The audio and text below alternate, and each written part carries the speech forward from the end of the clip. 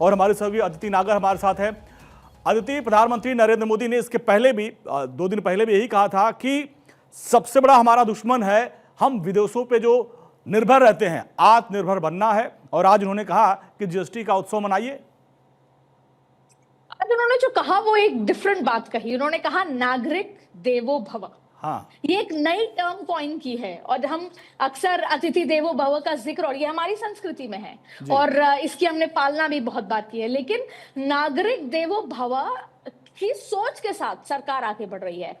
देखिए, जो आज का पूरा संबोधन था उसमें बड़ी बातों का जिक्र कर ले तो पहला नवरात्रि यानी कि माता जी का आगमन, और उन्होंने कहा कि कल जब सूर्योदय होगा तो उससे शुभ चीजें 2 स्लैब कर दिए गए हैं। आपको याद है कैसा उन्होंने अभी अपनी चर्चा के दौरान जो ये अलग अलग तरीके के टैक्सेस थे पहले का जिक्र करते हुए उन्होंने बताया कि एक उदाहरण दिया, बड़ा रोचक उदाहरण है कि बेंगलोर में रहता था, यूरोप से होते हुए हैदराबाद आते हुए इस तरह की स्थितियां थी टैक्सेस को लेकर, टैक्सेस के जंजाल में फंसे हुए थे।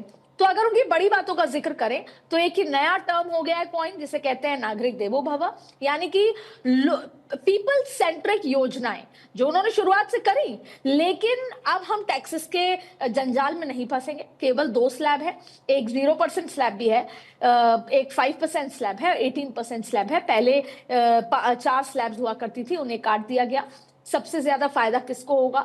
सबसे ज्यादा फायदा गरीबों को होगा, मिडिल क्लास को होगा, एमएसएमई को होगा। अब आपने अभी थोड़ी देर पहले एक बात कही थी कि हमने अमेरिका को भी एक मैसेज देने की कोशिश की है। हालांकि हम उस दौर में खड़े हैं जब अमेरिका को बहुत सारे और बहुत कड़े मैसेज देने की जरूरत है, लेकिन भारत का अंदाज अपना अलग है, निराला है।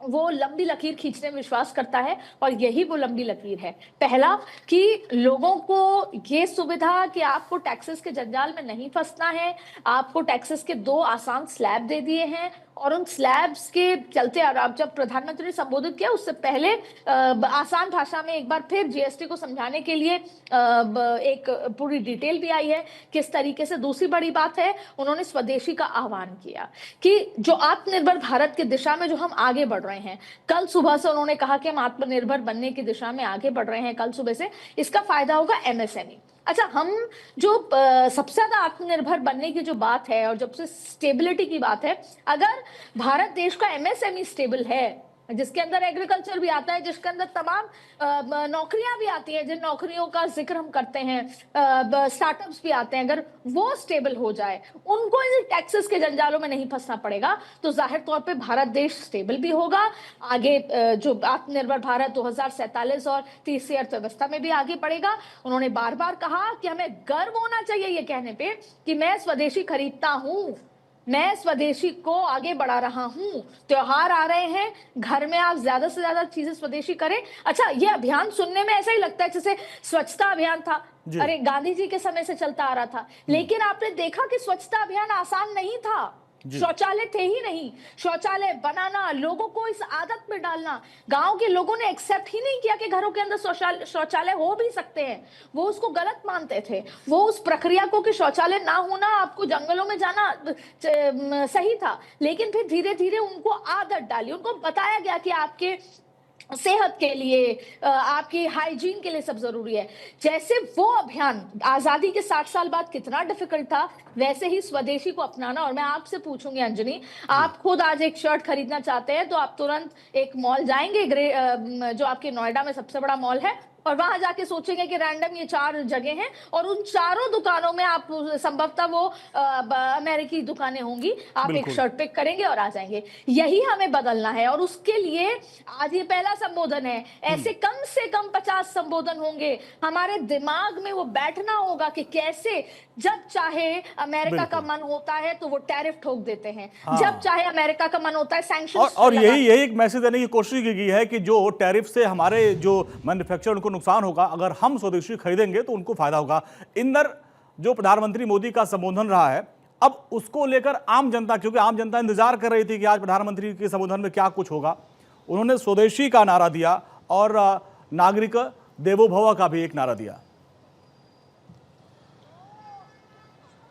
बिल्कुल अंजनी, साफ तौर से देखिए जिस तरीके से देश के प्रधानमंत्री ने पूरे देश को संबोधित किया, तो कहीं ना कहीं जीएसटी जो रिफॉर्म की गई है उस पर उन्होंने बात की है और साफ तौर से कहीं ना कहीं देखिए मिडिल क्लास को एक बड़ी राहत देने की कोशिश इस जीएसटी के जरिए कह सकते हैं कि की गई है। सबसे बड़ी बात यह है कि देखिए जीएसटी जो है पूरी तरह से रिफॉर्म हुई है और देश के प्रधानमंत्री नरेंद्र मोदी ने साफ तौर से कहा कि सभी वर्गों का ध्यान रखे जीएसटी जो है उसको रिफॉर्म किया गया है। तो कह सकते हैं कि देखिए रोजमर्रा का जो सामान है, चाहे हम आटा, दाल, चावल, चीनी, टूथपेस्ट, ब्रश, इन सब की हम बात करते हैं, दूध की हम बात करते हैं, तो ये सभी सामान जो है अंजनी वो 5% के स्लैब में रखा गया है। तो ये सबसे बड़ी कह सकते हैं मिडिल क्लास को एक बड़ी राहत जरूर देश के प्रधानमंत्री नरेंद्र मोदी की तरफ से दी गई है। क्योंकि देखिए जीएसटी की अगर हम बात करें तो जीएसटी जब पहले बढ़ा हुआ जीएसटी था तो लगातार हम ग्राउंड जीरो पर बातचीत करते थे तो लोग कहते थे कि जीएसटी बहुत ज्यादा है, लेकिन जिस तरीके से आज देश के प्रधानमंत्री ने जनता को संबोधित किया है और साफ तौर से जीएसटी रिफॉर्म की जो बात की है, तो मुझे लगता है